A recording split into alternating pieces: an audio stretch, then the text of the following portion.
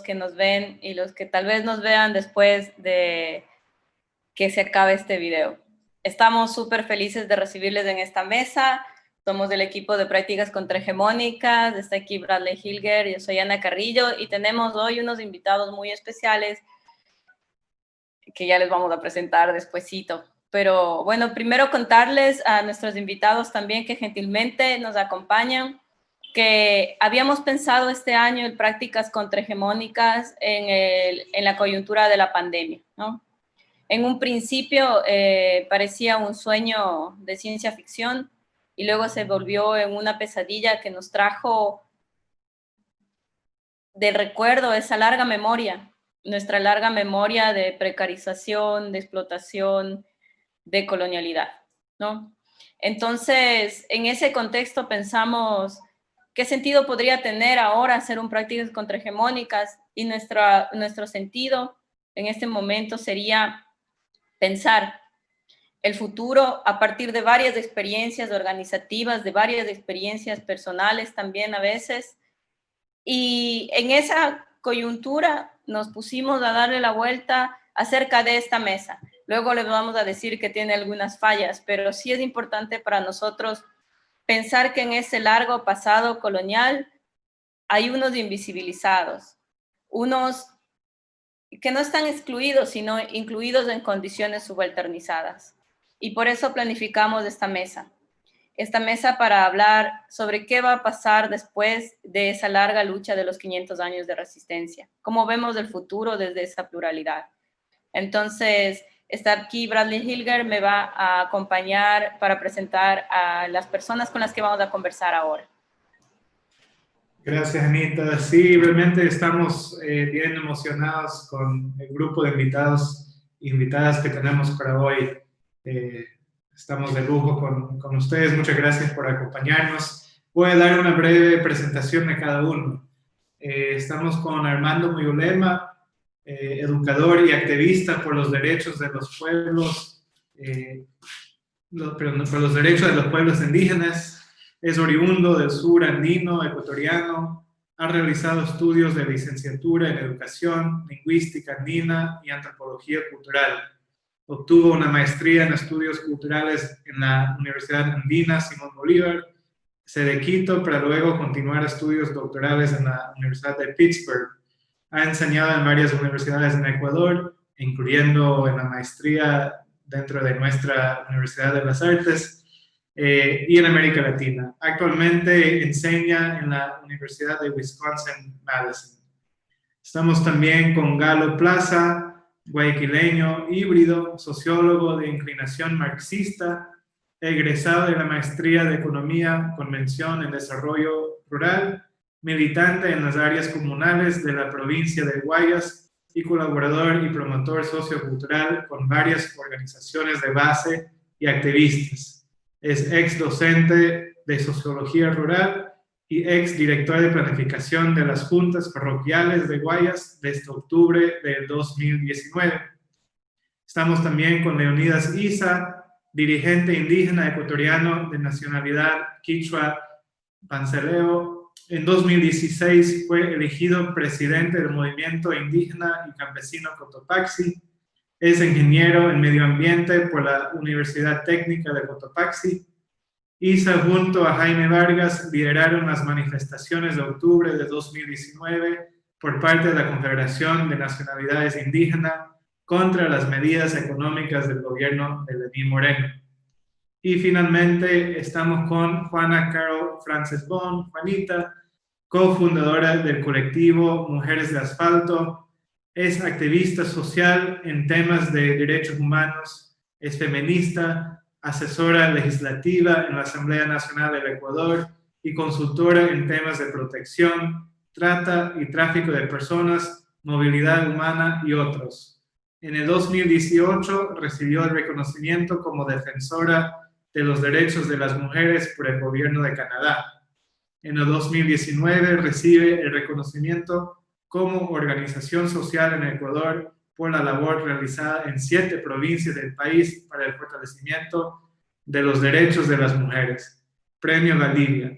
También es integrante del grupo antirracista Reexistencias cimarronas. Gracias de nuevo a los 4 invitados, bienvenidos, bienvenida. Y bueno, comenzamos ahora sí con las preguntas, Anita. Ok, es una misma pregunta, pero voy a ir como repartiendo, ¿no? He hablado del duro contexto de la pandemia y en unos momentos absolutamente difíciles para muchos de nosotros en términos personales, ¿no? Encerrados en la casa, sufriendo, por ejemplo, en el caso de Guayaquil, la crisis de los cadáveres, pero al mismo tiempo sintiendo que estábamos siendo despedidos o que se estaban retrocediendo los derechos laborales que han sido conquistas históricas de años, o sea, no es una cosa como hacer la gelatina, ¿no? Bueno, igual con los problemas de las rentas petroleras, etcétera, se nos venía como la necesidad de recabar esas antiguísimas luchas, por ejemplo, que ha rescatado Juan García Salazar en la tradición afroecuatoriana, y al propósito de eso, Juanita, entonces quisiera comenzar contigo. Te vi en una mesa que organizabas a propósito de mujeres afro y pandemia. Más o menos atravesaba esos ejes y quería preguntarte, que estamos en el diseño afro, ¿qué se ha hecho con eso? ¿Qué pasó ahí? ¿Cómo ves tú también esas décadas que han transcurrido a propósito de su lucha, de su resistencia? Aquí. Cuando me toca la primera y siento como cuando te lanzan al vacío la primera víctima. Primero que quiero aclarar algo de la lectura de la presentación, y es que yo fui asesora legislativa. En la actualidad no lo soy. Gracias a Dios, al universo, a los orichas y a todo, no lo soy.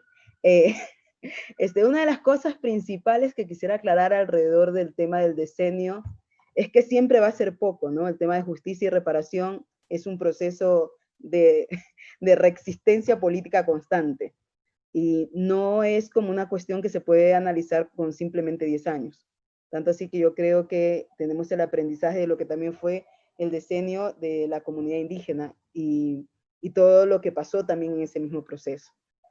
Creo oportuno, hay muchas demandas que estaban antes de la pandemia, y creo que también eso es una reflexión que tenemos que tener sobre la mesa. No podemos pensar que las demandas de los movimientos sociales vienen post pandemia. O sea, en medio de la pandemia, las organizaciones sociales recién se les ocurrió que había derechos laborales y demás, porque además son presunciones de la falta de memoria social que tenemos como país, como región, como todo. La cuestión acá es que son demandas que la pandemia hace que se profundicen en alertas, además. ¿Qué pasa con la precarización laboral? ¿Qué pasa con la precarización de vida? ¿Qué pasa con la participación política? ¿Qué pasa con la educación y el acceso? Reflejó la negligencia, la falta de información, la falta de medidas. No es que estábamos improvisando sobre el COVID, es que desgraciadamente no hay medidas de políticas públicas efectivas y eficientes para nuestros territorios y nuestras comunidades.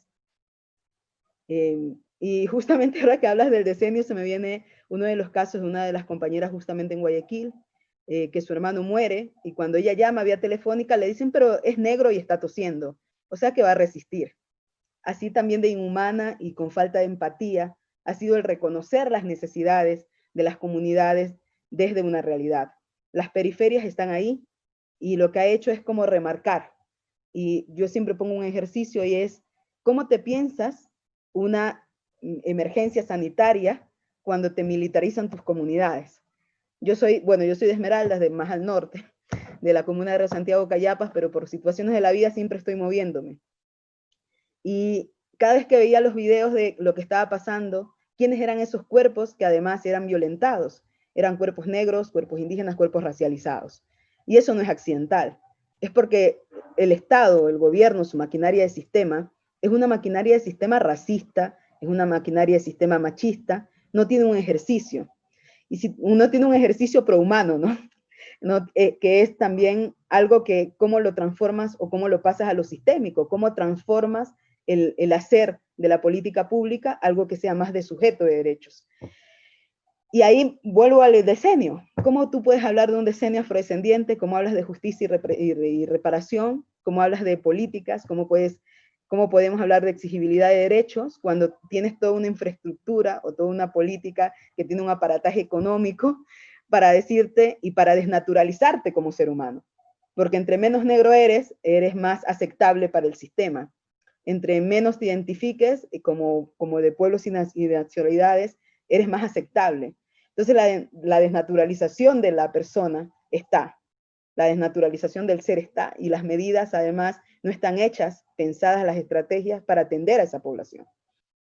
El desaño para mí va a continuar. Si tú me haces evaluar, yo no me gusta evaluar de 10 en 10, yo creo que quiero ser un poquito más optimista y evalúo de 20 en 20. Y creo que no para hacer la crónica más larga, sino porque creo que hay sucesos que necesitan una evaluación mucho más profunda, y ahí pueden ayudar los otros compañeros panelistas en esta conversación, y es cómo hacer de 20 en 20 y qué nos exige evaluar de 20 en 20. Entonces, yo más bien ahí les voy a devolver con una pregunta. ¿Qué significa un decenio en medio de una no democracia? ¿Qué significan los no lugares para la población negra, ¿no? Específicamente? ¿O qué significan los no lugares para las mujeres? ¿Qué significa habitar en esos no lugares? ¿Qué significa resistir desde esos no lugares? Y creo que ahí les dejo, ¿no? Es también cuáles son esas apuestas políticas que vamos a ir generando, y desde dónde, ¿no? También desde qué lugar del no lugar nos ubicamos, porque además esos no lugares son muy efímeros también, y también son como reubicados según las fichas de ajedrez a veces. Gracias, Juanita. Quiero continuar entonces con esta conversación a partir de lo que ha dicho, ¿no? Juanita, la deshumanización de estos cuerpos que van ganando, perdiendo derechos debido a unos legados coloniales que tienen que ver con la etnia. Pero también esa larga resistencia, como dices, esa memoria y esas evaluaciones que hay que hacer en largos plazos. Yo pensé en lo importante que sería, por ejemplo, conversar con Leonidas Diz a partir de una entrevista que escuché tuya. Y al final de la entrevista decías, hay que mantener la moral en alto, ¿no? Entonces, me parece importante esa reflexión, porque casi siempre en nuestro trabajo intelectual, por ejemplo, pensamos que se resiste con la teoría, pero también cómo son esas largas luchas, Leonidas. Eso es lo que quisiera que nos compartas.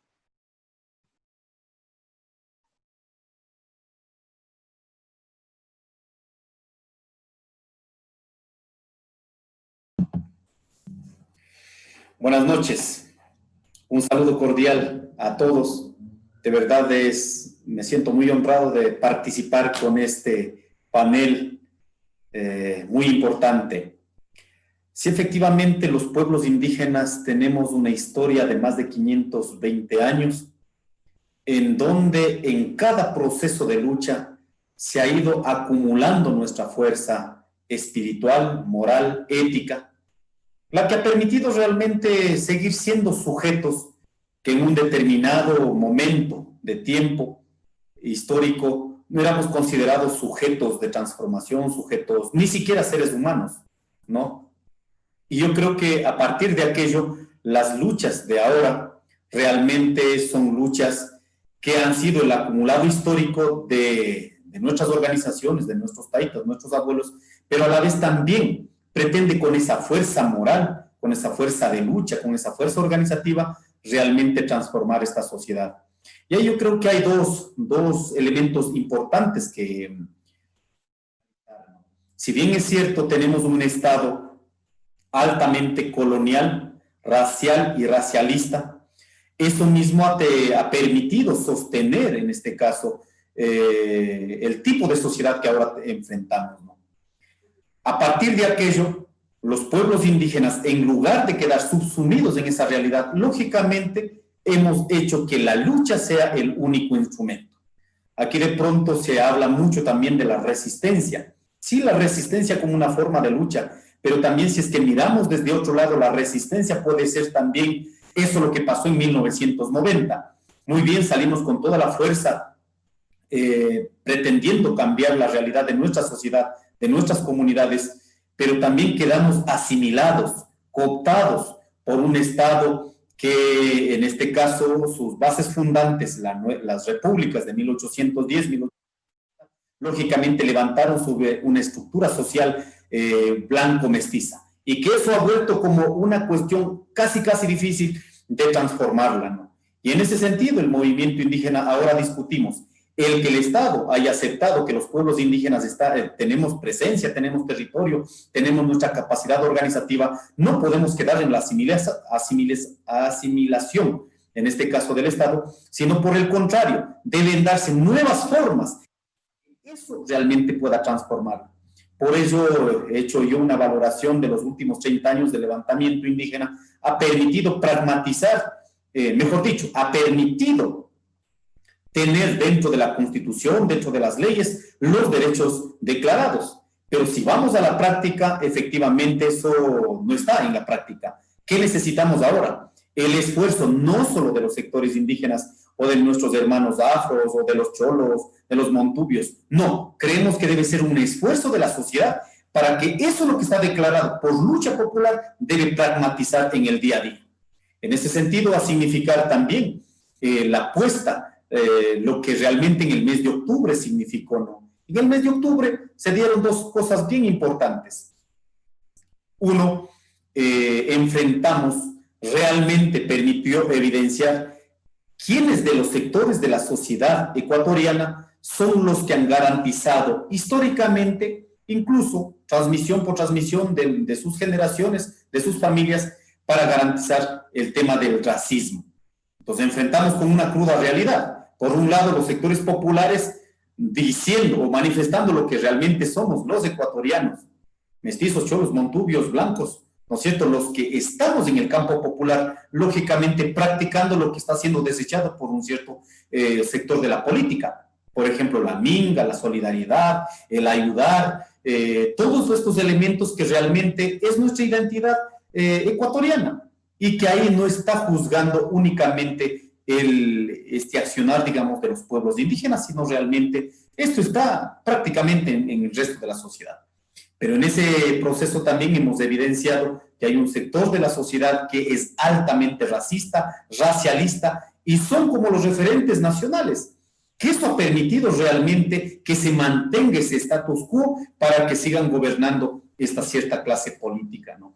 Entonces, para un poco terminar, digamos, esta primera parte, nuestra fuerza moral hace que, o mejor dicho, para tener nuestra fuerza moral, hace que recordemos estos 528 años de lucha.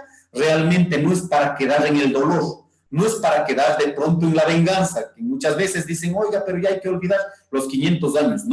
No hay que olvidar, ni tampoco hay que reencrudecer para una venganza política como en octubre pretendieron posesionar. A partir de esa historia que muchas veces no ha sido contada, necesitamos construir nuevas relaciones sociales, nuevas relaciones humanas.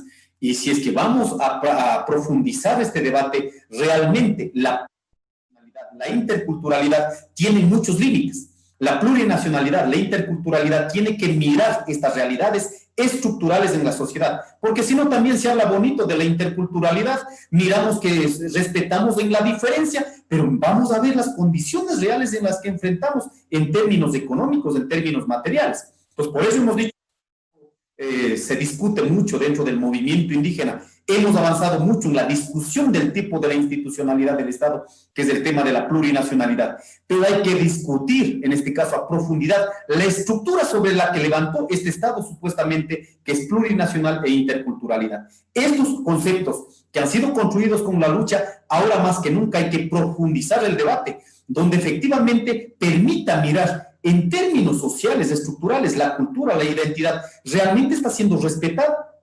Creemos que no. Necesitamos profundizar aún más. Entonces, quiero finalizar con esta parte. Siempre decimos a los mayores, ¿por qué nuestros taitas, nuestros abuelos, siempre se agacharon la cara cuando estábamos luchando en todo el proceso del Huasipungo?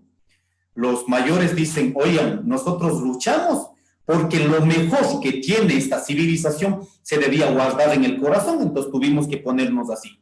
Ahora estamos de frente, entonces eso es lo que está guardado en el corazón. Necesitamos que se conviertan en chispas de lucha para que realmente podamos transformar esta sociedad, no solo con nuestras identidades, que somos pueblos indígenas, cholos, montubios, sino realmente reconocer lo que somos a nivel global, reconocer bajo el principio que nacimos los humanos, el ser gregarios, el ser humanos. Entonces ahí tenemos que tener nuestra fortaleza de la moral, de la ética, no bajar realmente...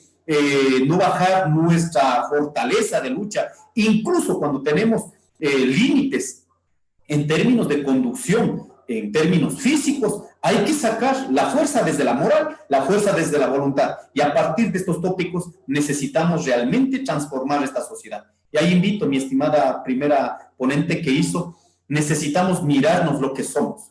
Esta diversidad, pero en esa diversidad encontrar nuestros problemas comunes, y a partir de aquello identifiquemos un camino para la transformación real de este país y que sea también una chispa para el continente y para el mundo. Muchas gracias. Gracias. Entonces, Galo, te quiero preguntar una cosa. Leonidas ha dicho que está puesto en papel, ¿no es cierto? Hasta ahora se ha logrado poner en papel algunos derechos, pero faltan unas cosas que tienen que ver también con la equidad, ¿no? Como nos apuntaba también Juanita. Has acompañado a las comunas de la costa ecuatoriana. ¿Cómo es ese proceso, no? Que también están envueltas en un sistema de acumulación por despojo, como tú mismo lo has llamado. Aparte de los papeles que ya tenemos consagrados en las leyes, ¿qué pasa con las comunas de la costa? ¿Qué trabajo se puede hacer ahí? ¿Qué se está haciendo?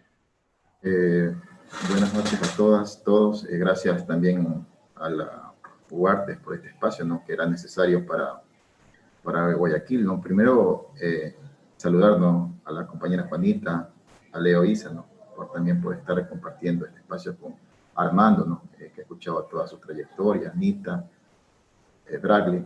Es importante decirle, compañeros y compañeras, que siempre, ¿no?, siempre hay que ver cómo se consolida esa resistencia en el país, ¿no? Lamentablemente, incluso las mismas organizaciones han dividido el país en regiones, ¿no? Entonces está la región amazónica, está la sierra, está la costa, y tal vez por esta división geográfica con límites también tiene que ver el tema de cómo se entienden las dinámicas, ¿no?, de formación sociocultural, ¿no?, en cada uno. Pero siempre hay un tema común, ¿no? Por ejemplo, en la costa hay un tema integrador de todos los movimientos en la costa, que es el nacimiento del capitalismo, ¿no?, que ahora en el 9 de octubre va a cumplir su bicentenario, ¿no? El tipo de sociedad, ¿no?, se puede decir que se configura dentro de la costa, que sería una especie de una independencia de los criollos, ¿no?, de acá de la costa, ¿no?, contra la corona española, sin crear una sociedad diferente, ¿no? En esa sociedad que crearon los criollos independizándose de la corona, como bien lo dice Agustín Cueva, no se creó una sociedad diferente, porque en esa sociedad que se creó a partir de la independencia a la corona, ¿no?, se usaron, ¿no?, como milicias campesinas, como milicias afro, como milicias indígenas, a todos los que estaban en la base de las pirámides.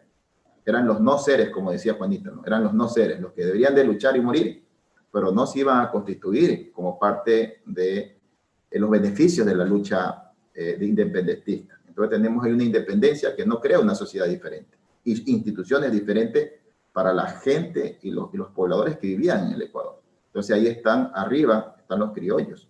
Entonces está el proceso blanquista, racista, que hoy vemos en la clase política y económica oligárquica que nos rige todavía en este país. En todos sus discursos políticos y las políticas públicas que hacen instituciones para garantizar la acumulación, el despojo en los territorios, sobre todo rurales, y hacen no instituciones para la defensa de esos derechos. O sea, hay como dos cuestiones, ¿no?, en el Estado. Por un lado, fortalecen la propiedad privada con instituciones, ¿no?, y por otra parte hay una desinstitucionalización de los espacios del Estado para defender nuestros derechos colectivos, sea del trabajador, sea del consumidor, sean de los pueblos, sean de los campesinos, de los comuneros. Entonces, como que hay dos países, uno hecho para ellos y otro hecho para nosotros. En el país que es hecho para nosotros, ¿no?, que es ese país aparente, no hay nada integral. No hay nada integral en ese país aparente, porque ahí no encontramos justicia, no encontramos derechos, no encontramos avance. De hecho, por eso es que es el concepto de la resistencia, es por eso, porque lo que queremos hacer derechos, conservar derechos para que no se vuelvan privilegios, porque yo he dicho en un conversatorio anterior que este tipo de cultura que tenemos es una cultura tan hegemónica en términos de que tan racista y tan excluyente que cuando esta cultura ocupa el Estado, así mismo se hace la política pública. Entonces se hace presupuesto para los afro, políticas para afro. Se hace presupuesto para los indígenas, presupuestos y políticas para los indígenas. ¿Sí o no? Se hace presupuesto para mujeres, para LGBTI. Entonces hace un apartheid clientelar el Estado. Entonces, ¿qué interculturalidad puede haber ahí? Si el mismo Estado nos hace una especie de engaño en la que lo que hace a la base es dividirla y ponerse a competir y a correr por esos presupuestos. Yo le digo así muy claramente lo que pasó con las frecuencias comunitarias. Estábamos ahí todos, estaban cholos, afro, Montubio, viendo cómo conseguíamos frecuencias comunitarias para radios comunitarias, ¿no? En vez de nosotros ponernos de acuerdo y tener una radio intercultural en la costa, ¿sí? Todo el mundo estaba peleando por tener una radio, por ejemplo. Ese es un ejemplo clarísimo. Tal vez ya hubiésemos tenido una radio intercultural fuerte en la costa si nos hubiésemos puesto de acuerdo entre afros, montubios y cholos acá. Entonces, el mismo Estado reproduce una política colonial, porque como lo ha dicho el compañero Leonía, el Estado es un Estado liberal, pero no ha abandonado el racismo colonial, ha subsumido todo el conservadurismo, todas las redes de clientelaje que tiene para subsistir un Estado expansionista hacia los territorios comunales en términos de colonización constante. Y como la colonización es constante, la contrahegemonía, tal vez hay una crítica al tema del concepto de la resistencia. La acumulación es constante, está sobre los territorios, está disputando sentido la colonización, porque la cultura dominante en el sistema, viendo el tema de la falla del sistema educativo que tiene el país, que tal vez Armando nos podrá dar más luces, nuestro sistema educativo ha sido siempre cogido como el Estado, que es parte de lo que tiene el Estado como el pago de la deuda social, con salud y educación. Entonces, ese ha sido el concepto que ha tenido en la teoría de los servicios públicos del Estado, como decir, el Estado está pagando lo social, salud y educación. Pues al Estado no le ha interesado, recién ahora creo que veo en las guías de planificación, recién están tratando de planificar los territorios con el tema de incluir los pueblos y las nacionalidades, incluir a mujeres y grupos LGBTI, incluir el tema intergeneracional, ¿no? Incluir el tema de las migraciones. Recién, o sea, el Estado recién se está racionalizando. El Estado recién moderno, recién lo estamos racionalizando. Creo que tal vez una de las cuestiones positivas que tiene esa década que ha sido cuestionada, la década de la Revolución Ciudadana, tal vez una de las cuestiones positivas tiene precisamente eso, de tratar de recién modernizar el capitalismo en este país. Capitalismo que no se ha podido modernizar y que es así como estamos discutiendo esta noche. Es un capitalismo, lamentablemente, que tiene un Estado colonizador, un Estado clientelar, siendo un Estado liberal, sigue teniendo una cultura conservadora en transformar derechos civiles y políticos, sociales y económicos, incluso ambientales, todos esos derechos que han sido una lucha histórica, lo están transformando en privilegios. O sea, el que no llora, no mama en ese tema. Entonces, los grupos que se hacen es por eso, porque lamentablemente el clientelaje que hay en este sistema de reparto político, el sistema de partidos que lleva OPAs en el Estado, a la ciudadanía nos ha dicho eso. Si no te organizas y esa resistencia no la transformes en liberación. Así nos hablan ellos. La resistencia no te hables con el afro, no te hables con el hijo, no, habla por ti. O sea, no vengas aquí a reclamar, a ver, tú no reclames por el INA, no, habla por ti. Pero yo le estoy hablando de una posición de un sujeto mestizo, que a mí me ha costado, por eso es que en el currículo puse, no, galo híbrido, o sea, es un proceso de hibridad. Claro, pues mi mamá blanca, mi papá también es mestizo de Pungalá. Entonces yo he tenido primero que reconocerme de que yo, como soy un proceso de mestizaje complejo, el Ecuador 71% es mestizo. Entonces, ¿qué pasa con el mestizo como sujeto? ¿Desde dónde yo defiendo mi identidad, mi posición cosmológica? Si no es acaso defendiendo, ¿sí o no?, la interculturalidad, ¿sí o no?, defendiendo un proceso de amor, un proceso de mestizaje, ¿no? Cómo se va cruzando, ¿no?, todas las razas, cómo están creando todas las razas en esa interacción de comunicación, de pasión, de lucha, de economía, ¿no?, que nosotros vemos cómo hemos ido haciendo nuestro largo proceso de mestizaje. O sea, el proceso sociocultural de mestizaje es el primer problema teórico y político para el país. Porque los mestizos, siendo mayoría, ¿sí o no?, en términos políticos son minoría. Y no necesitan ser políticamente mayoría tampoco los mestizos, porque bien podemos nosotros defender la interculturalidad en este país, la comunicación, los puentes que debe existir entre los grupos étnicos en el país, y creo que realmente esa ha sido mi posición de lucha. En el tema comunero que me preguntabas, Anita, el tema comunal, claro, la lucha en el tema comunal es diferente, se va a diferenciar en la Amazonía y en la Sierra, porque acá, a partir de los años 60 y 70, ¿no?, van a pasar dos cuestiones interesantes para tratar el tema cultural también. En el 60-70 se planifica realmente el boom camaronera que estalló en los 80. Y a partir de la despojo de la tierra comunal para hacer camaronera, realmente es que comienza a haber las resistencias. Porque las comunas, miren que los territorios más grandes que existen en términos así, grandes en términos de conservación de territorialidad étnica, están en la costa, ¿no? Ahí están los estudios de la Politécnica, los estudios de Silvia Álvarez Liste, ¿no? Son pueblos que tienen, son los más cercanos tal vez incluso, ¿no? Que a partir de su resistencia, ¿no? A partir de su resistencia, estos pueblos son los que hacen alianzas incluso, ¿no? Con los poderes conservadores o colonizadores del Estado. Por eso que nosotros tenemos un problema en las comunas. No es como pasa en la Sierra o en la Amazonía, que allá la gente dice resistimos y luchamos y desalojan, pues, y vencen, ¿no? Acá hay resistencias que tal vez les cuesta articular la lucha porque hay demasiada alianza con el mismo poder. Ese es el problema de la resistencia, diferenciar la resistencia. Hay resistencias que evaden y se adaptan. Hay resistencias que liberan en un proceso de lucha constante contrahegemónica. Entonces hay unas resistencias que son solo momentáneas y van negociando a la cultura dominante consignar ciertas cuestiones para sobrevivir. Y eso pasa en la mayoría de las comunas de Santa Elena, del Guaya. Entonces dentro de esa autonomía relativa, que bien lo dice Silvia Álvarez Liste en su libro, hay una resistencia pero con una autonomía relativa. Dentro de esa autonomía relativa hay que construir la lucha. No, dentro de esa autonomía relativa hay que construir la lucha. Y el tema cultural, que es importante, que recién la estamos viviendo ahora en la creación de todo este tema de Guayaquil. Yo no sé por qué habrán elegido hacer la UARTES en Guayaquil. O sea, hay una respuesta política a eso, ¿no? ¿Por qué hicieron la Universidad de las Artes y de la Cultura en Guayaquil? ¿Por qué no la hicieron en Cuenca? ¿Por qué no la hicieron en la Amazonía? ¿Por qué la hicieron en Guayaquil? O sea, también hay una provocación a esto, ¿no? Guayaquil yo creo que hicieron la UARTES precisamente para esto, para este espacio. Porque Guayaquil, ¿sí o no?, siendo comercial, siendo oligárquico, la gente no discute sobre estos temas, porque está invisibilizado los grupos subalternos, porque están despojando la tierra, están discriminando al pueblo afro, están explotando al trabajador, están marginando la economía comercial informal de los compañeros indígenas que migran a la ciudad. Claro, está en unos grupos invisibilizados en Guayaquil. Claro, eso no le interesa al poder, que exista procesos de movilización artísticas y culturales que acompañen la lucha. Y eso yo aplaudo realmente de la aparición de la UARTES también, porque hay muchos compañeros que están cercanos, que están protegiendo los bosques.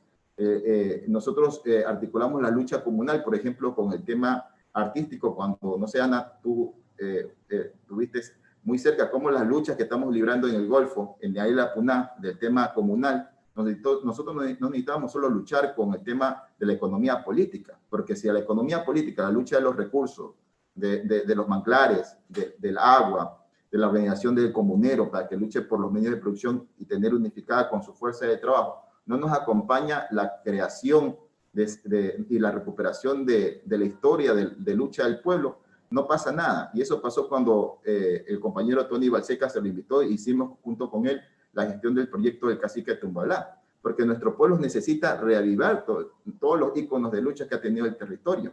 Y tal vez dejar en el pasado, porque en la misma década de 60-70 se vivió los raptos de las comunas de sus símbolos, de sus deidades y sus símbolos de lucha. Y tenemos allí en Santa Elena la extracción y rapto de San Viritute. Tenemos en Campo Alegre el rapto de la piedra ceremonial de los Puná. Tenemos en Chongón, tenemos el rapto del mono de Chongón. Y eso se pasó en la década de 60-70. Este rapto, que es una centralización de toda la materialidad cultural que tienen las comunas, recién se dio un ejemplo del tema que pasó con San Viritute. Recién, hace un tiempo, unos 5 años atrás, recién se retornó la piedra de San Viritute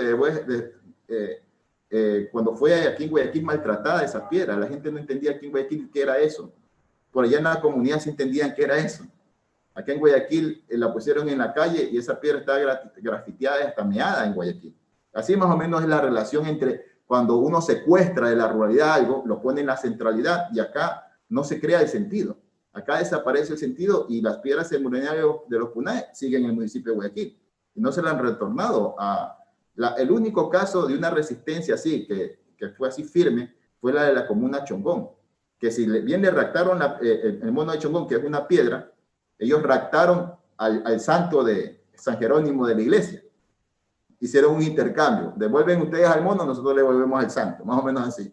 Fue el único caso de una resistencia que encontró un proceso o sea, se ganó y se liberó también ahí el pueblo, porque el pueblo tiene todavía su piedra y no se lo ha sacado ahí del parque. Entonces yo digo este tema, ¿no? La resistencia, cuando los pueblos comunales están en resistencia, nosotros tenemos que planificar el poder ganar a esa hegemonía que está haciendo ejercicio. Nosotros tenemos que planificar la movilización, la unión de todas las bases comunales.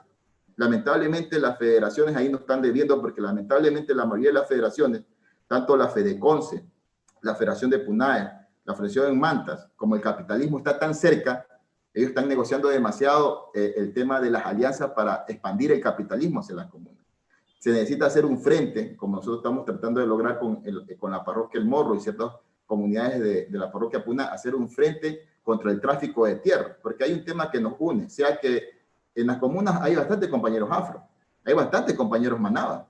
¿Por qué? Porque ellos nos ayudan, de hecho, los afro y los manaba a nosotros en las comunas nos ayudan a defender bastante la tierra, tienen bastante vocación agrícola. En cambio, el cholo, el comunero, que es más dado al mar, ¿sí? Él está dando más dado al mar y al comercio y casi no le gusta defender la tierra. Entonces nosotros tenemos que hacer alianzas políticas militares para defender la tierra.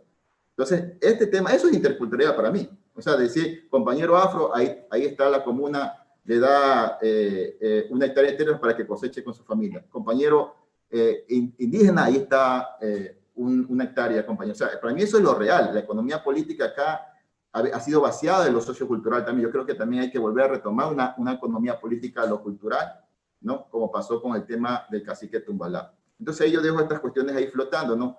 Resistencias, ¿cuáles? ¿No? ¿Se puede acompañar los procesos socioculturales a los procesos de lucha económicas, políticas en el país? Yo creo que es necesario, porque no habría una teoría revolucionaria que venga a cambiar esto, si no va más acompañando la capacidad movilizadora que tiene el arte de la cultura para que cuente, exprese y represente lo que nosotros estamos tratando de hacer como movimientos sociales, ¿no? Eso es. Gracias, Galo. A propósito de las representaciones, Armando, que quiero preguntarte unas cosas. Estaba leyendo lo de la quema de Ñucan Chihuasi, que está enmarcada posterior al levantamiento indígena de 1990 y que habla, hace bueno, tú dices, no quiero hacer un análisis, quiero ser descriptivo sobre las representaciones que giraron alrededor de esa lucha. Y en general las representaciones que también persisten alrededor de las luchas indígenas, porque en esas representaciones también se desmoviliza constantemente, ¿no? O sea, hay ahí una desmovilización del sujeto político. Entonces, ¿cómo ves tú también estas relaciones de representaciones que surgen a propósito de las luchas o las resistencias de estos pueblos? Ya, bueno, muchas gracias por la invitación, pues, y me parece súper interesante es el que estén haciendo esta serie de eventos en la universidad. Pues yo siempre les estoy siguiendo y tengo mucha simpatía, mucho respeto y hasta una cierta envidia viendo pues los espacios de reflexión que ustedes tienen allá en Guayaquil, pues con esa Universidad de las Artes que, como bien ha dicho el compañero Galo, pues es una provocación en Guayaquil. Bueno,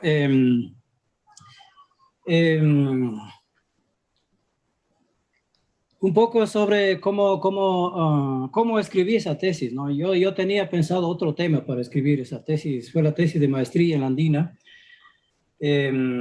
Y claro, pues cuando estábamos en el momento de definir los temas, pues ya en términos formales, digamos, administrativos, sucede esto de la quema de la Ñucanchihuasi, que es la sede, de la Unión Provincial de Comunas y Cooperativas del Cañar, pues que es la Federación Indígena de Cañar, ¿no? Y bueno, entonces, bueno, la historia completa pues, es muy compleja, ¿no? Muy compleja, pero pues lo que a mí me preocupó en ese momento es que la manera como se reportó este acontecimiento de la quema, ¿no? La manera como se representó el evento en la prensa local, en la prensa regional y en la prensa nacional. ¿Ya? Y claro, entonces, pues todo lo que se dijo, pues llevaba a concluir, y esta es la manera como leyeron inclusive otras federaciones indígenas provinciales, ¿no? Que pues eran los propios compañeros, éramos nosotros mismos los que habíamos quemado la casa porque pues había ciertas tensiones entre posiciones distintas, digamos, dentro de la organización, y que para, no sé, ocultar cosas, evidencias, algo así, pues nosotros mismos habíamos echado fuego en la casa, ¿ya? Y claro, entonces, pues, era una preocupación sobre la verdad en la representación, y claro, entonces yo quería cuestionar las fuentes y también, pues, cómo se construye la noticia, ¿no? Pues, de una manera, pues, atravesada completamente, pues, con intereses con mediaciones de poder político que buscaban, pues, culpar, digamos, a los propios indígenas de todo lo que había pasado, ¿no? Toda esa carga de salvajismo que significó la quema de la casa, el saqueo de la casa, la destrucción de la Dirección de Educación Bilingüe que funcionaba ahí dentro. O sea, pues ese fue como un evento de expresión de racismo máximo, ¿no? O sea, la UNE de ese momento, pues fue una de las protagonistas que quemó la casa y sobre todo que destruyó la Dirección Provincial de Educación Bilingüe. ¿Ya? Y luego, pues, ellos eran las fuentes de los medios, ¿no? Llegaban gente de los canales, llegaban gente de la prensa nacional, del comercio de hoy en ese momento, y pues los socialcristianos y esta gente de la UNE, o sea, todas las fuentes eran gente de la ciudad, que eran pues los que realmente organizaron el ataque a la sede indígena, ¿no? Y bueno, entonces, yo pienso pues que como sugiero pues en ese texto, sin mucho background teórico, cosas así, pero que el campo de la representación es un campo de batalla. Ya es un campo de batalla pues y es un campo de batalla pues no solo en cuanto a ese evento, sino también en cuanto a la representación histórica, a la manera como pues desde, o sea, en esta historia de colonialismo, ¿no es cierto?, que lleva 528 años, cómo hemos sido representados como sociedades, ¿ya? Sociedades que, bueno, representaciones pues completamente interesadas sobre todo en los inicios de organización del régimen colonial, pues representaciones completamente interesadas pues en mostrar a las sociedades europeas los salvajes que eran las sociedades por acá, y pues para justificar la colonización, ¿no es cierto? Y desde entonces pues tenemos siempre tensiones con la representación mimética, la representación simbólica, ¿no es cierto? Y también la representación política, ¿ya? La representación simbólica pues está presente pues no solo en la prensa, ¿no? Está presente también en los sistemas curriculares, por ejemplo, que hemos tenido pues a lo largo de la historia, ¿no? Modos de representar lo indígena, pues, ¿no? Como el buen salvaje, el mal salvaje y el buen salvaje, ¿no? Si nosotros analizamos los libros de texto qué sé yo, de los 60, de los 70, vamos a ver cómo pues, cómo representaban, pues, en el imaginario de la sociedad blanco-mestiza en ese momento, pues, lo indígena, ¿ya? En términos históricos, pues nosotros no tenemos un relato histórico coherente, ¿no es cierto? O sea, que cuente nuestra historia, que cuente nuestra experiencia, que cuente la historia nacional a partir de nuestra experiencia colectiva. Ya, pues hablamos del fin del colonialismo. Se fundaron los estados-nación en Latinoamérica y pues ahí terminó el colonialismo. Y cuando hemos debatido esto, pues en muchos lugares aquí en la Academia Norteamericana, pues yo he cuestionado que pues, el colonialismo no se terminó para nosotros. Es más, o sea, hasta se profundizó el colonialismo, porque después de la fundación de los Estados Nacionales viene como una segunda conquista, pues una segunda conquista y un consecuente despojo de tierras, ¿no? A finales del siglo XIX, pues que es una cosa, pero inmensa, infinita, violenta en todos los países. O sea, pues cuando la tierra pues adquiere una valoración distinta, pues dentro de la expansión del liberalismo, ¿ya? Y pues esa historia es una continuación, una profundización de una historia colonial violenta, una historia pues que somete a las sociedades indígenas, pues basada en los mismos legados institucionales, coloniales, en los mismos esquemas de representación, basados en los mismos, en las estructuras de sentimiento, pues que dice alguien por ahí, ¿no es cierto?, que es como la manera como perciben y representan a las sociedades indígenas, ¿ya? Y bueno, pues tenemos todo un relato inmenso, pues en ese caso, ¿no es cierto? El indigenismo, pues ustedes conocen varias corrientes de indigenismo, que usualmente pues se lo asocia como una corriente artística, ¿ya? La hipótesis que yo tengo pues es leer el indigenismo pues como una formación discursiva, ¿no es cierto? Que involucra, ya que incluye no solo las representaciones en el orden artístico, sino también en el orden de la política, en la sociología, en la psicología, en la antropología de inicios del siglo XX, por ejemplo. Vamos a ver pues imágenes tan sombrías, imágenes violentas de cómo pues la sociedad blanco-mestiza urbana mira a las sociedades indígenas, ¿no es cierto? Entonces, pues alguien decía, ¿no? Pues que hay como un silencio sobre las sociedades indígenas, y yo decía, pues que era todo lo contrario, ¿no? Se ha escrito tanto sobre nosotros, sobre nuestras sociedades, sobre el problema indígena, ¿no es cierto? O sea, ¿qué hacer con los indígenas en las sociedades? Pues considerando que son lastres, obstáculos para el desarrollo, etcétera, etcétera, ¿ya? Y más bien, pues ahí tenemos como un inmenso acumulado, digamos, de representaciones, de discursos, de prácticas que oprimen nuestras voces, ¿ya?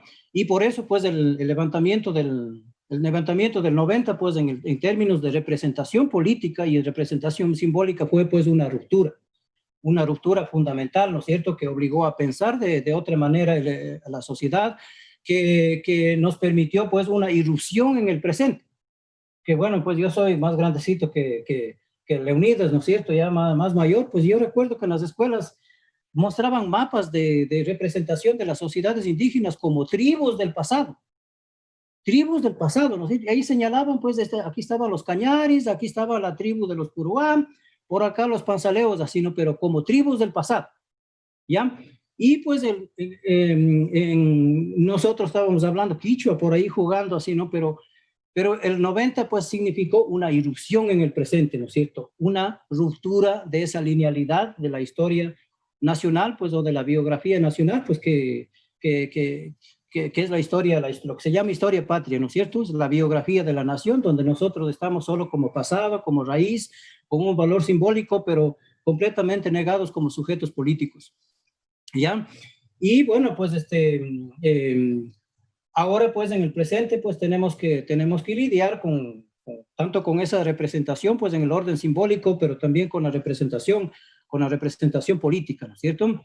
Hay mucho, tenemos que batallar con los expertos en temas indígenas, pues que están como pugnando, ¿no es cierto?, para ocupar posiciones que deberían pues ocupar cuadros indígenas, que en este momento pues habemos muchos, ¿no? No es como en los años 80 que empezamos la educación bilingüe, pues habíamos 4 guambras en cada provincia para manejar el sistema, ¿no?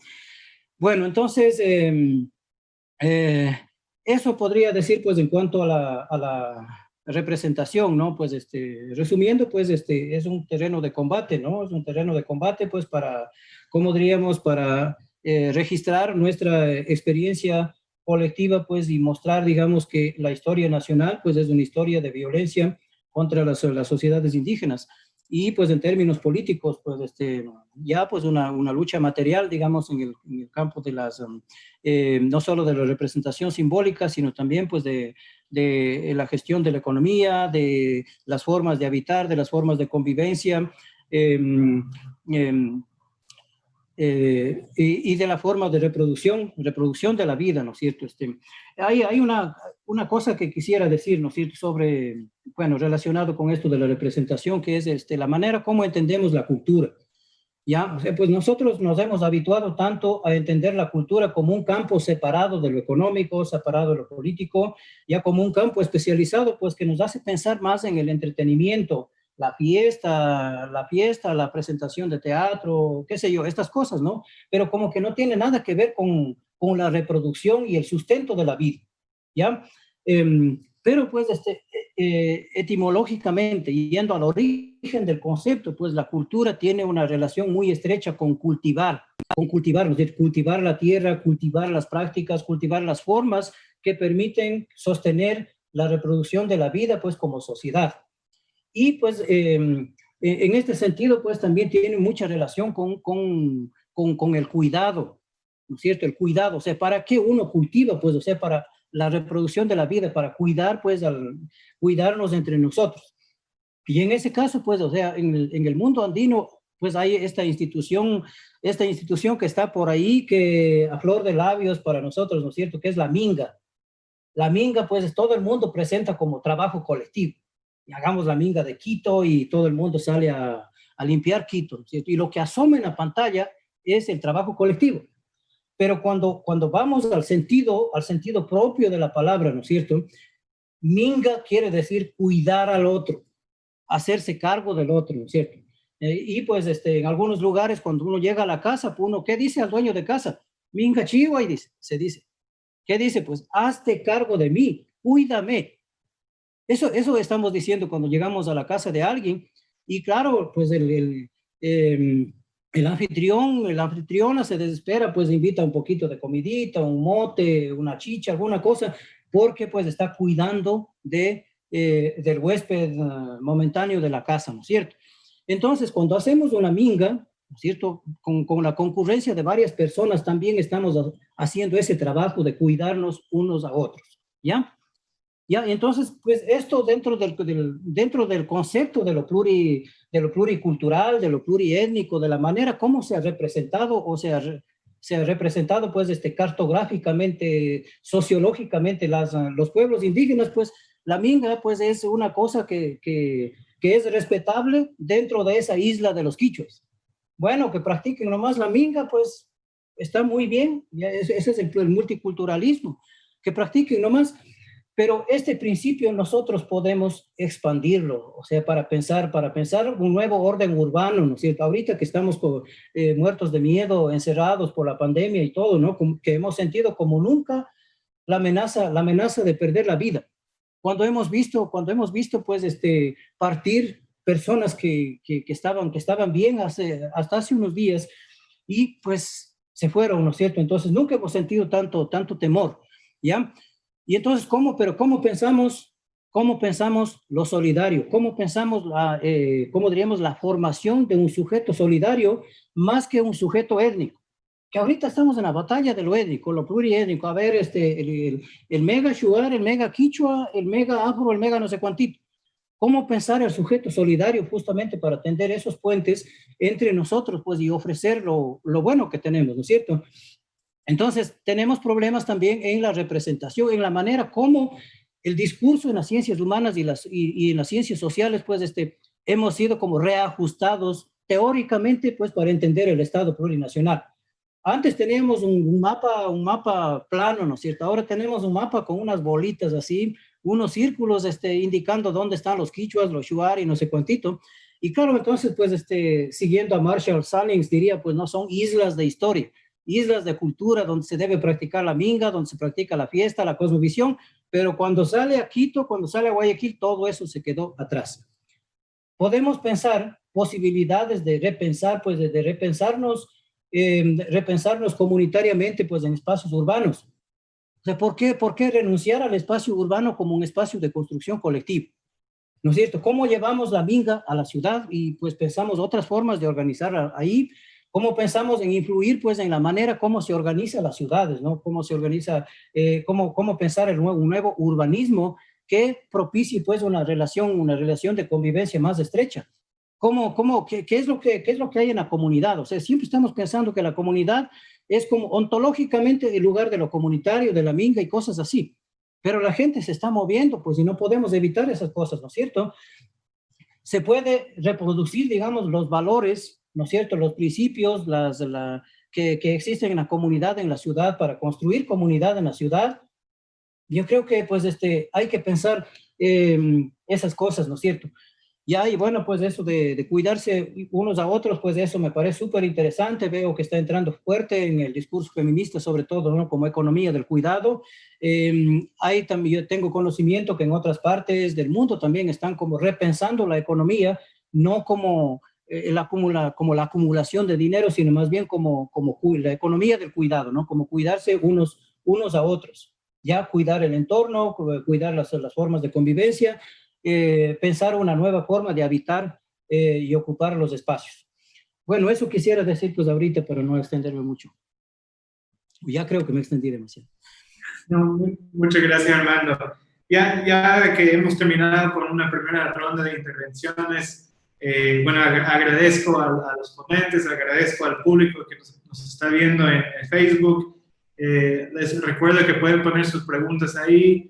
A ver, Lupita Quispe nos está pasando las preguntas a nosotros por WhatsApp, así podemos en un momento llegar a esas preguntas aquí en el foro, así que siguen participando.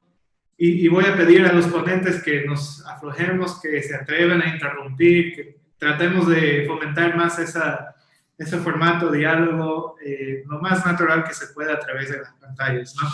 Y ahora voy a entrar con una pregunta y tratar de hilar algunas cosas que han dicho en esa pregunta. Y es la pregunta que anticipaba Ana antes cuando habló de un error de parte nuestra, ¿no? Hace mucho tiempo después de haber planteado esta mesa como parte de nuestros diálogos de prácticas contrahegemónicas, notamos que habíamos cometido el mismo error de siempre.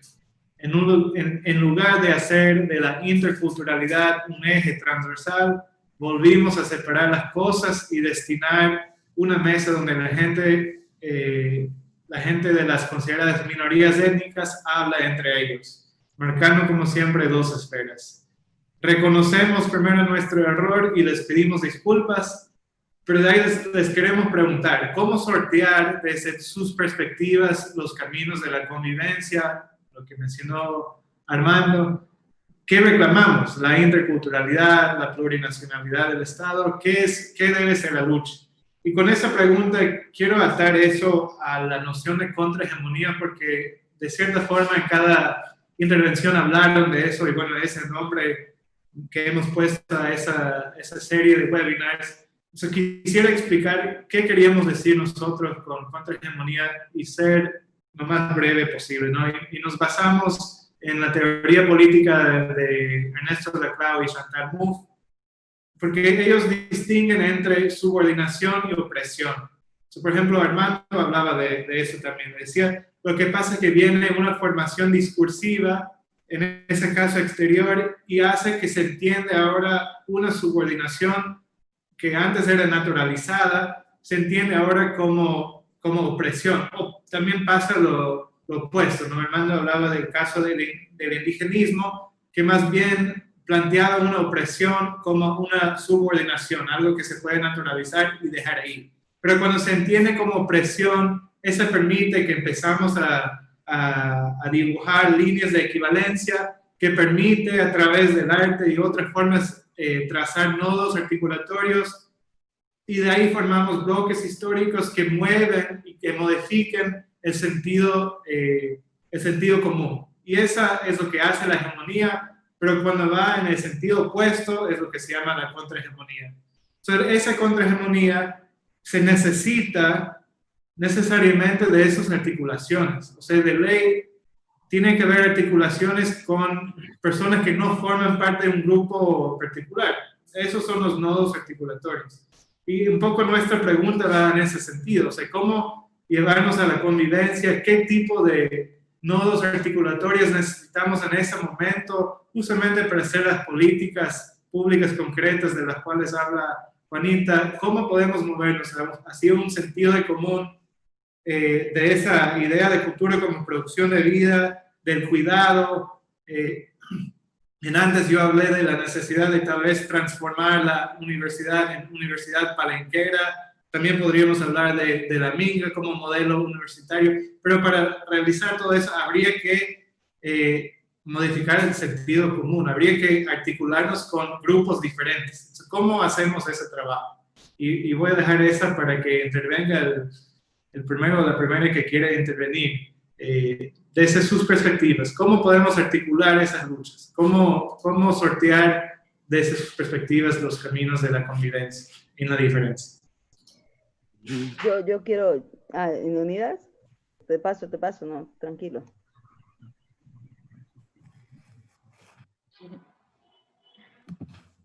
Hola, voy a pedir disculpas, lo que pasa es que se me produjo una emergencia, así que voy a hacer esta participación y voy a agradecer por haberme invitado. Si bien es cierto, si podemos analizar ya en el día a día sobre qué podemos hacer frente a una sociedad constituida, hegemónica, que construye sentidos comunes, digamos, ¿no es cierto? Pero siempre estos sentidos comunes reducidos a los que dirigen, ¿no? No es el sentido común de toda la mayoría. Nosotros, por ejemplo, practicamos, bueno, está en los 21 derechos colectivos y cómo ha sido de duro pelear contra esta hegemonía que tiene el Estado. Por eso decimos, el Estado está reconocido plurinacional, incluso se desarrolla bonito. Pero, por ejemplo, nosotros, uno de los temas que ahora en la pandemia se ha dado, el tema de la producción colectiva, la producción comunitaria, la producción que está subsidiada, la producción valorada, la producción que no tiene condiciones de control de precios en el mercado, sobre la producción, en este caso industrial. En cambio, la producción industrial está regulada, ¿no es cierto? Está garantizado por la ley, donde permite el establecimiento de los precios encima de esos precios que recaudan el costo de la producción, también tienen el derecho de la utilidad. Entonces, ¿cómo a partir de esa economía que sostiene el Estado, que hegemónicamente garantiza, ¿no es cierto?, este tipo de economía capitalista, en cambio nosotros tenemos que hacer una contrahegemonía a partir de la producción nuestra? Pero esto está siendo estructuralmente, está siendo contaminada. ¿Por qué lo digo? Yo vengo trabajando ya 15 años en esta idea de que los paquetes tecnológicos, ¿cómo han vuelto dependientes? Si no se tienen estos paquetes tecnológicos, simplemente no se pueden producirla. Y a partir de aquello, ¿no es cierto?, vuelve dependiente la alimentación de los paquetes tecnológicos y nosotros también aparecemos como intermediadores de la producción. ¿Para qué? Para el mercado, para el capitalismo. Y ahí estamos de pronto perdiendo este sentido de la soberanía alimentaria, de la producción sana, de la producción que debe no ser sostenida por una política pública únicamente, sino realmente con una posesión política, organizativa, una posición soberana, digamos, ¿no es cierto?, de nuestros pueblos y nacionalidades. Otro de los puntos que es clave realmente analizar es la implementación del sistema de justicia en este país. O sea, si nosotros seguimos, en este caso, cabizbajando la cabeza y todos los días tenemos problemas en nuestras comunidades, ya de pronto peleas intrafamiliares, de pronto peleas entre comunidades, hemos logrado realmente en todo este tiempo contener, hacer contrahegemonía al sistema judicial, al sistema de justicia, practicando nuestra justicia indígena dentro de los territorios. Lógicamente ahí chocamos con las autoridades de la justicia ordinaria. Si no está bajo la disposición o hasta el límite donde permiten las autoridades de justicia ordinaria, lógicamente ellos dicen que transgredemos ese límite. Y lógicamente hay que poner los juicios. Yo mismo, desde mi práctica dirigencial en estos 3 años, realmente hasta ahora, bueno, con el levantamiento de octubre, que son 7, aproximadamente tengo 18 procesos judiciales aperturados. o por hacer respetar el derecho de la comunidad, respetar el derecho de los compañeros y compañeras dentro de las comunidades o en las ciudades. Cuando aplicamos justicia indígena, lógicamente no sale, pues este señor indígena está criminalizado de pronto porque ha hecho justicia. No, sale, en este momento están vendiendo esta idea, ¿no? El señor Riz está siendo criminalizado porque es traficante de tierras. Nunca te dicen que utilizaron la ley, en este caso el derecho positivo que viene desde los romanos, viene todo, ¿no es cierto? Los 3000 años de construcción, digamos. Nunca dicen que ese derecho está quitando el derecho de los pueblos, en este caso localizados, de los pueblos milenarios que hemos estado aquí, está quitando el derecho de nosotros a hacer justicia y que permita armonizarla. No, aquí nos han calificado con todas las categorías que está dentro del sistema judicial, pero acabar con esa posibilidad de tener esta justicia. Ahí nosotros hemos tenido que lidiar en el día a día. En el movimiento indígena, dentro de la autoridad del pueblo panzaleo, nosotros tenemos hasta ahora una sistematización de 75 sentencias indígenas, que esas hemos tenido que confrontar en el sistema judicial. Entonces, hay una pelea contrahegemónica que mismo tiene que no valer, que mismo tenemos que hacer respetar en frente al sistema de justicia ordinaria. Otra de las cuestiones que en este momento ha quedado reducido, aquí teníamos algunas diferencias de pronto, cuando devolvió institucionalmente, no de fondo, que nosotros decíamos tenemos que tenemos que seguir peleando el tema de la educación intercultural bilingüe. En este momento está establecido, si no se tiene la posibilidad de por lo menos reformar una ley, la educación bilingüe vendrá a los gobiernos de turno, simplemente van a seguir entregando bajo decreto la posibilidad de tener una secretaría. Por eso en el 2018, 6 de mayo, de octubre creo, ya ni me acuerdo ahora mismo, 6 de julio para ser precisos, el presidente de la República en la Tacunga devolvió supuestamente la educación intercultural bilingüe, que había sido arrebatada en el periodo anterior. ¿Por qué en este caso se fundamentó para quitar el educación intercultural bilingüe desde los pueblos indígenas? Aquí se confundió, en este caso. Como el Estado dio la educación intercultural bilingüe, pero el Estado nunca se hizo cargo, en este caso, de todo el sistema, simplemente de decir que tenemos un sistema de educación, pero el pagar profesores, el mejorar las escuelitas en las comunidades, eso correspondía a las mismas comunidades, no pusieron ningún presupuesto. Pero ese mismo problema estructural del Estado que sufría nuestra educación bilingüe sirvió como pretexto para decir, esto es de educación bilingüe, en consecuencia hay que homogenizar. No sirve esa educación que permita tener particularidades para los pueblos y nacionalidades. Entonces dijeron que era caja chica para la organización o para los pueblos y nacionalidades. Eso es de educación de segunda categoría, es unidocente, cuando el Estado ecuatoriano nunca puso recursos económicos para garantizar. Y en este momento nosotros creemos que la educación particular para cada identidad, no solo para los pueblos y nacionalidades, eso va a permitir realmente críticas profundamente, en este caso, sobre la educación hegemónica que se tiene en el Ecuador. Muchas veces creen los gobernantes que las referencias de los patrones educativos, ya sea de Europa o de Estados Unidos debe de ser naturalizado como educación normal, formal en nuestro país. Entonces ahí entramos en conflicto sobre las escuelas del milenio, sobre la supuesta calidad. Tienes tremendas infraestructuras, pero toditas alejadas de la condición cultural o el quehacer educativo que tenemos como entendimiento en las comunidades, ¿no? Otra de las cuestiones que ahora, al menos en la pandemia, ha quedado prácticamente desempolvado, ¿no? El tema de la medicina ancestral se ha mirado desde el Estado. Se ha mirado como brujería, se ha mirado como chamanismo, se ha mirado como cualquier cosa, pero nunca como una posibilidad de ser una alternativa seria, absolutamente seria, que incluso podría que incluso podría garantizar, sistematizándolo bien, ¿no es cierto?, para garantizar dentro de la medicina occidental científica.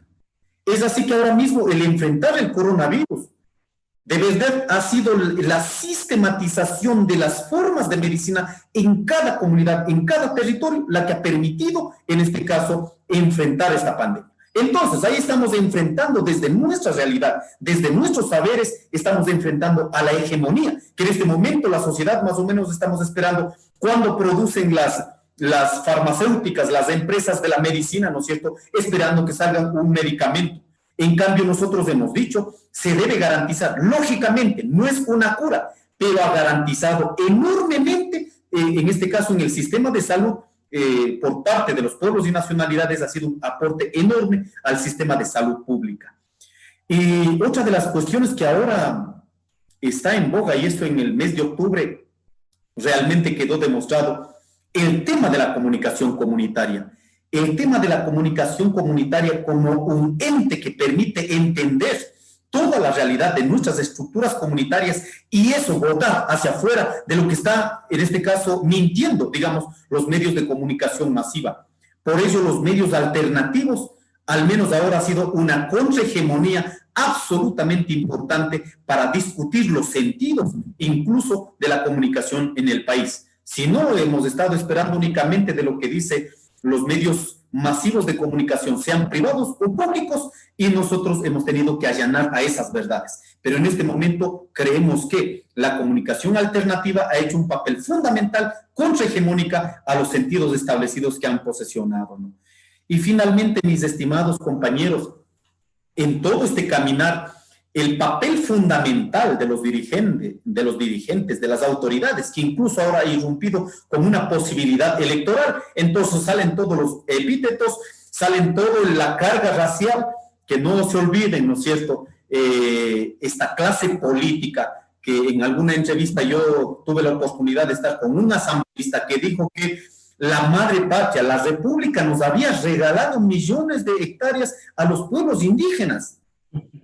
Imagínense, si estos, los representantes de la, supuestamente, de la alcurnia, de la élite social, los referentes de la patria, los referentes políticos de este país que están conduciendo, están diciendo tal cosa, ¿cómo esperamos que los sujetos o los hijos de estos sujetos puedan reproducirla?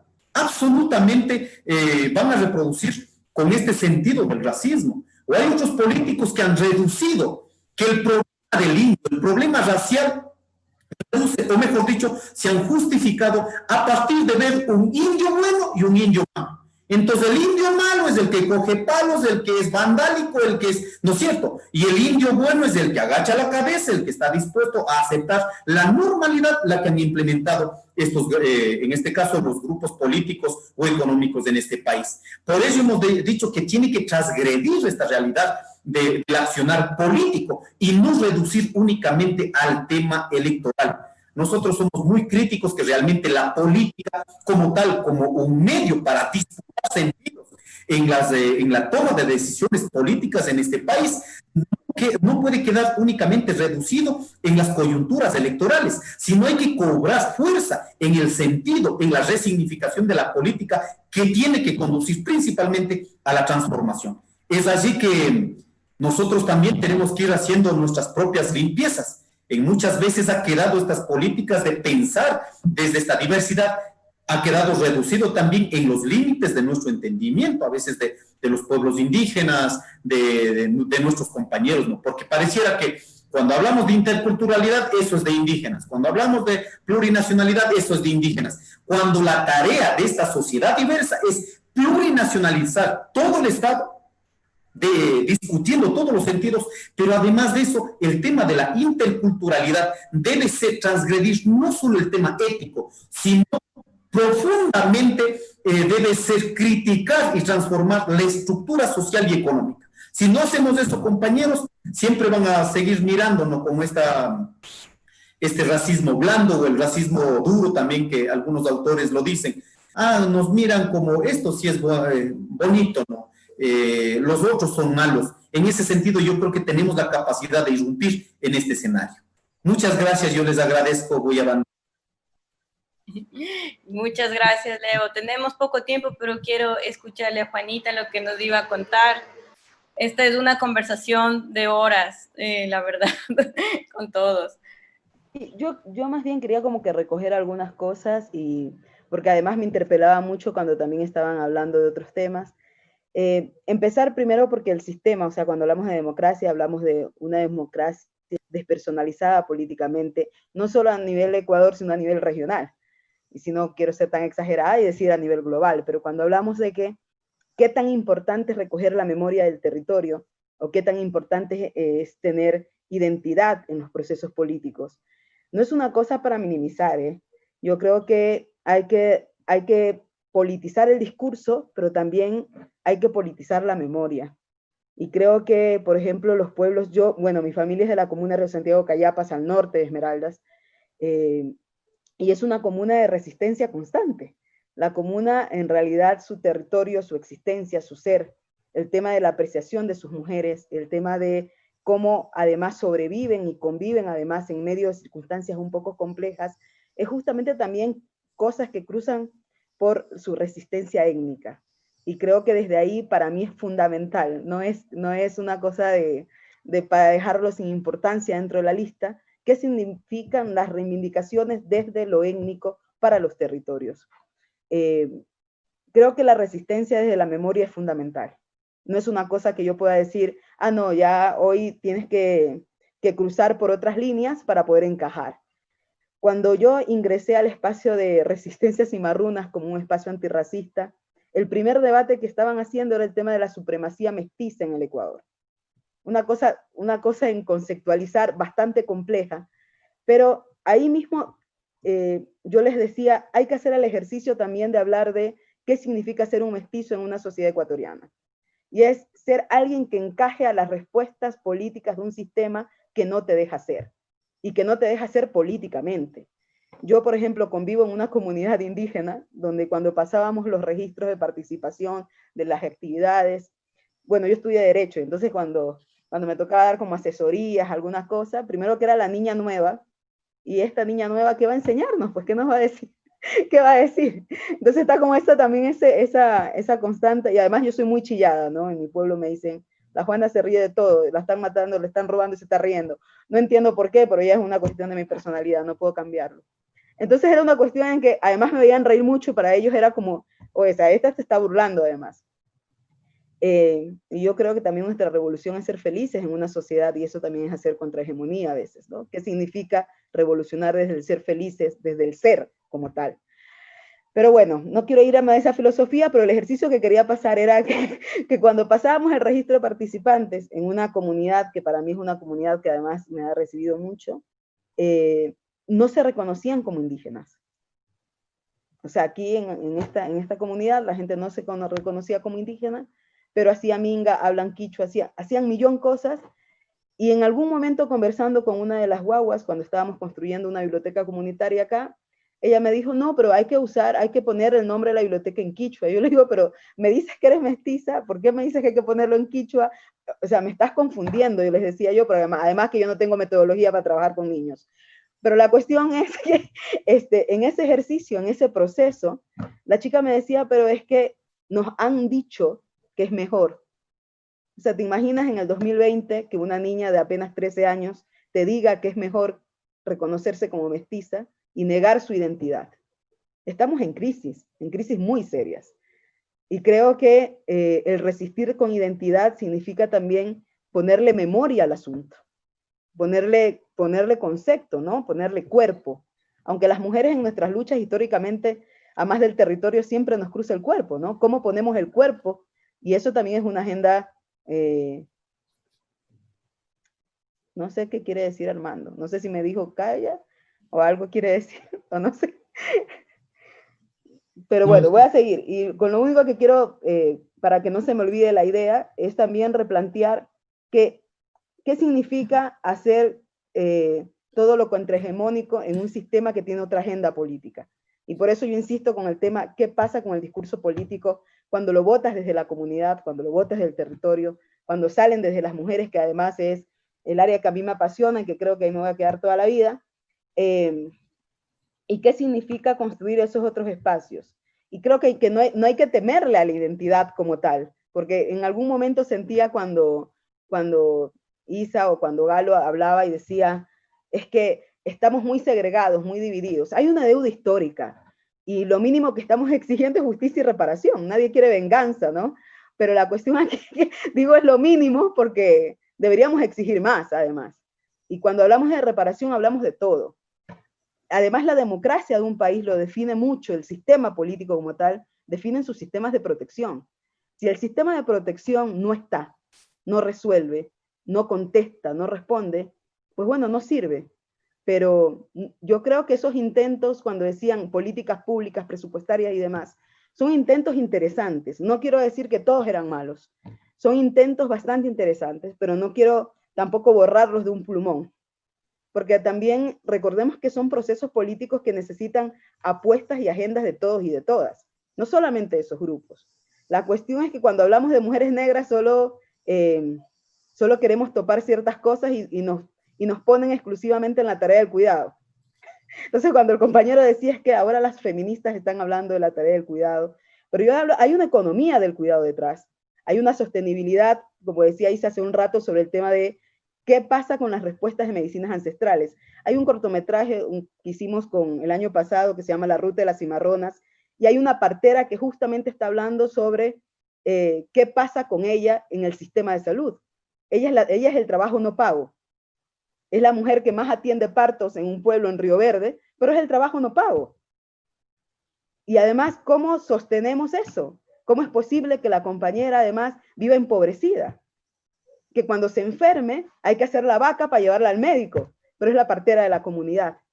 Entonces esas cuestiones que además decimos que romantizamos muchas veces de una forma muy negativa porque, no, es que mira qué tan lindas son ellas, se resuelven la vida de partera en partera, pero la cuestión es que en la pobreza, cómo romantizamos también esas dimensiones y alejamos las responsabilidades del Estado. Y no podemos permitir más negaciones constantes, ¿no? Las negaciones constantes hacen que sea súper sexy, no mala palabra contrahegemónica, pero no sea de impacto.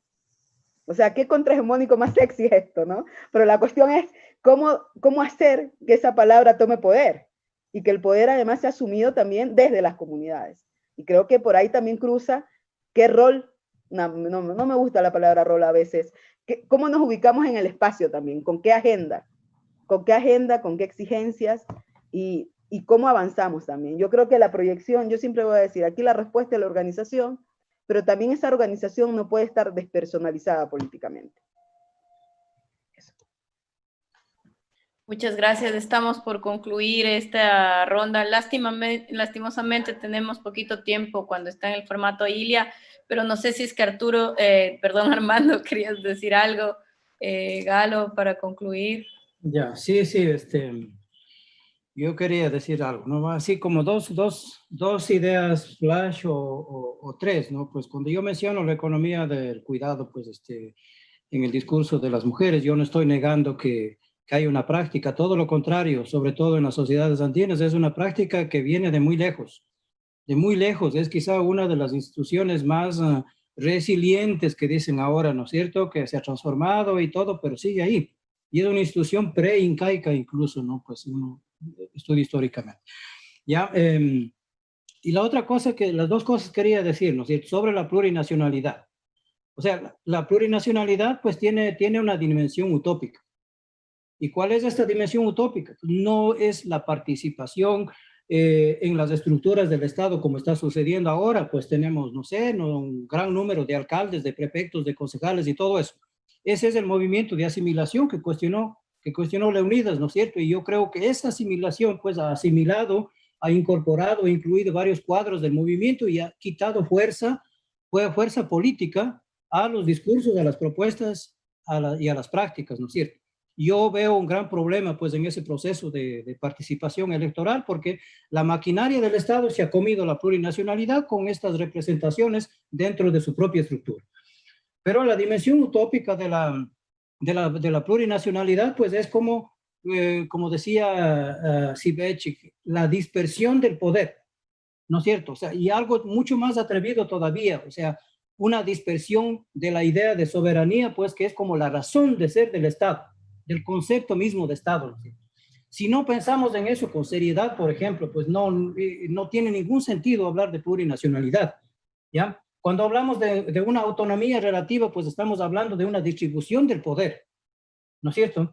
Entonces, quiere decir que las nacionalidades pues son sociedades políticas que requieren un control sobre su propio pasado y sobre su propio destino, sobre su futuro, ¿ya? Y pues no hay un proyecto independentista ni esas cosas, ¿no? Pero tenemos que repensar lo que es el Estado, sus instituciones, su estructura, ¿ya? Y yo veía lo que, a propósito de la movilización de octubre, abogados, teóricos buenos, progresistas y todo, pues, cuestionando la, ¿cómo diríamos? No sé, que querían crear una policía propia y no sé qué. No, y ese es un elemento problemático, pero hay que pensar dentro de esa propuesta de lo plurinacional. ¿Con qué reglas, bajo qué legislación, bajo qué régimen se debe pensar? En fin, entonces, dispersión del poder, pues si no, no es posible pensar la plurinacionalidad, pues sería solo un cascarón. Sobre la interculturalidad, sobre la interculturalidad les cuento pues una historia, ¿no es cierto? Cuando hacíamos evaluación de educación bilingüe en una comunidad, un hombre mayor, pues no, cuando nos estaban masacrando a los funcionarios de la educación bilingüe, que no hemos hecho nada, que no han visitado, bla, bla, un mayor de la comunidad dijo, compañeros, con educación bilingüe pasa igualito que con nuestras comunidades, ¿no es cierto? Y nosotros estamos acorralados, ¿ya? Es como que sembráramos una planta de caña de azúcar arriba en el páramo, o como que sembráramos quinoa abajo en la costa. No va a crecer, compañeros, porque el ambiente no es apropiado, ¿no es cierto? No es apropiado. Entonces podemos poner agüita, buena tierra y todo eso, pero el clima no es adecuado. Pues eso es lo que pasa con nuestra educación y con nuestras comunidades. Entonces, es bueno trabajar en la agencia, ¿no es cierto? La agencia, las iniciativas propias, intracomunitarias, pero también trabajar el contexto, digamos, para que ese entorno simbólico violento, pues, que acorrala a las comunidades, las formas culturales, las prácticas de las comunidades, pues, sean como amigables y puedan crecer las lenguas, las culturas, las economías, las formas de vida, etcétera, ¿no es cierto? ¿Ya? Bueno, pues eso quería decir como para pensar, ¿no? Y ya, gracias. Muchas gracias, Armando. Gracias, Juanita. Gracias, Carlos. ¿Sí? Quería decir algo tal vez que, bueno, creo que Leo sintetizó mucho el tema de los ejemplos de contrahegemonía, ¿no? Tal vez se le quedó en el tintero precisamente parte del tema de este foro de conversatorio del día, ¿no? Que precisamente que una de las contrahegemonías que ha hecho el movimiento indígena a la sociedad nacional ha sido aparecer en los años 90 con el levantamiento indígena, o sea, la lucha social como contrahegemonía. O sea, esa lucha social como contrahegemonía pensó esta contrahegemonía que nació dentro del tema de la CONAIE, irrumpir en el Estado-Nación y hizo un brazo político que es Pachacuti, ¿no? O sea, de la contrahegemonía se transformó en poder, ¿no? Probaron la hegemonía del Estado y precisamente esa es una de las cuestiones, las críticas que yo hago siempre, porque también incluso al interno de una escuela que tuvimos de comuneros en la comuna de Barcelona, en Santa Elena, el propio Luis Maca reconocía que uno de los problemas es precisamente el problema de la estrategia de la contrahegemonía. No es que uno no puede pasar y morir resistiendo, tiene que también transformarnos, tiene que luchar, tiene que conseguir cambiar las condiciones de opresión, si no uno muere asfixiado con la bota en el cuello, porque uno no puede morir resistiendo, uno tiene que tratar de liberarse de esa bota que tiene en el cuello. Entonces, hicieron Pachacuti, tomaron poder dentro del Estado y en gran medida muchos dirigentes se transformaron en autoridades y se desconectaron de las bases de la lucha, se desconectaron de la resistencia y probaron hegemonía del Estado. Entonces, ese hilo que es medio delicado hay que cuidar, ¿no? Hay que cuidar cuando ya la contrahegemonía se hace hegemonía y siguen reproduciendo lógicas, ¿no?, de dominación o lógicas de control o lógicas de poder frente a los oprimidos. Entonces hay que tener mucho cuidado, ¿no? La lucha social, sobre todo el movimiento indígena, no puede ahora equivocarse porque creo que todo el pueblo, ¿no?, hombres y mujeres, entendemos los momentos difíciles que está viviendo el país y hay que cuidar el proceso de lucha, hay que cuidar las resistencias y hay que hacer que las resistencias logren realmente transformar el estado de cosas en este país. Eso como un primer punto. Y otro punto que quería pedirle a los compañeros que están organizados este espacio es que dentro de la parroquia El Morro y dentro de la parroquia Puná, nosotros tenemos todavía procesos de lucha socioculturales. Por ejemplo, en la parroquia El Morro están tratando de ver el Cerro del Muerto, que es un cerro histórico, donde hay pozos de agua construidos por los huancavilcas.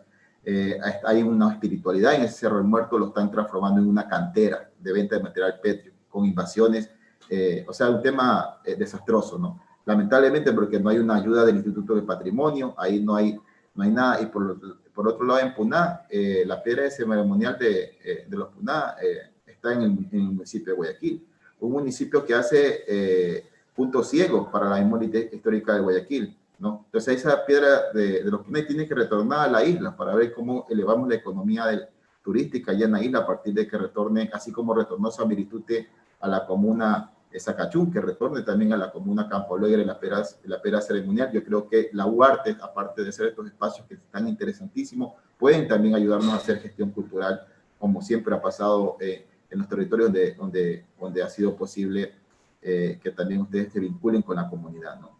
Eso nomás como segunda idea. Bueno, gracias. Estoy súper agradecida, Armando, siempre es tan claro escucharte. Igual Galo y a los compañeros que ya nos dejaron, les queremos agradecer a todos, queremos invitarles a que sigan enganchados en el Ilia. Mañana, a continuación de esto, tienen una proyección artística, mañana desde las 12 del mediodía, y prácticas contrahegemónicas del 29 de julio. Tenemos que conversar con los encargados de vinculación en la comunidad para repensar ese lugar. Y nada, querer decirles que nosotros como trabajadoras de la cultura estamos conscientes de que este es el escenario en el cual se mueven nuestras prácticas. Queremos defender la academia pública, pero pertinente para el país en el que está y se desarrolla, y también denunciar los recortes a la educación y los efectos en los salarios de los profesores y en la calidad, que también afecta a los estudiantes y a las familias de los estudiantes. Eso es con nosotros. Seguimos en contacto, nos faltan 10.000 temas para hablar sobre esto. Que se hable en la academia de esto, a mí me parece una pieza fundamental de cómo podemos pensar de aquí hacia adelante. Buenas noches. Gracias, Anita. Vamos a ver si organizamos otra mesa con ustedes. Muchas gracias, muchas gracias. Muchas gracias. Gracias. Gracias.